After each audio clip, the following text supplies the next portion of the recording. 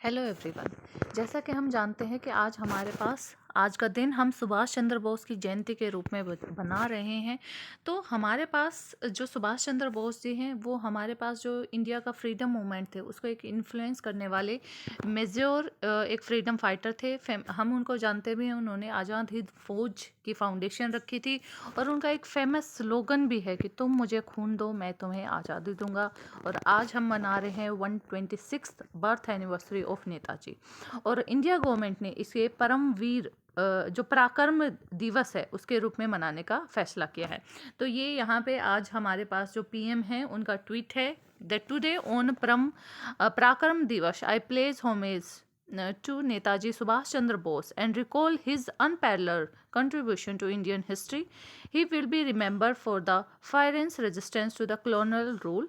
Deeply influenced by his thoughts, we are looking to realize his vision for India. तो ये आज हमारे पास PM का ट्वीट था जिससे उन्होंने आज के दिन को पराक्रम दिवस के रूप में मनाने का फैसला किया। तो जो नेताजी सुभाष चंद्र बोस थे उनका बर्थ हमारे पास 23 जनवरी 1897 को हमारे पास उड़ीसा में हुआ था।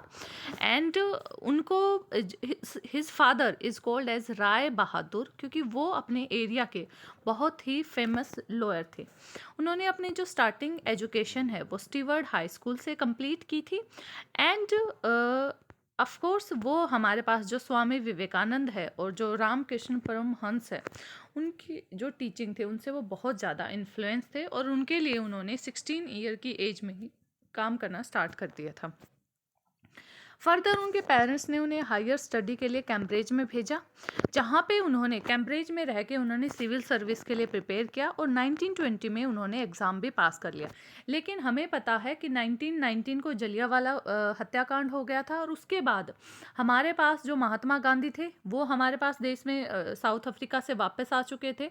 तो उन्होंने अप्रैल 1921 को वो वापस आ गए और नॉन कोऑपरेशन मूवमेंट में आके यहाँ पे उन्होंने पार्टिसिपेट किया।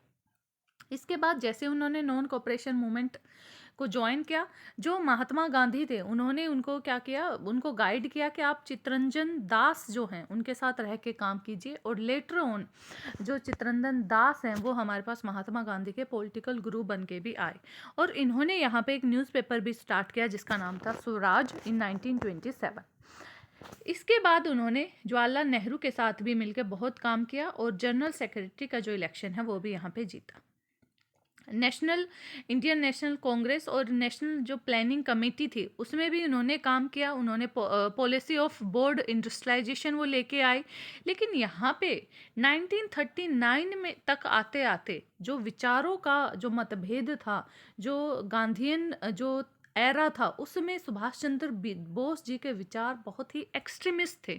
उनके विचारों को पचा पाना लोगों के लिए पॉसिबल नहीं था।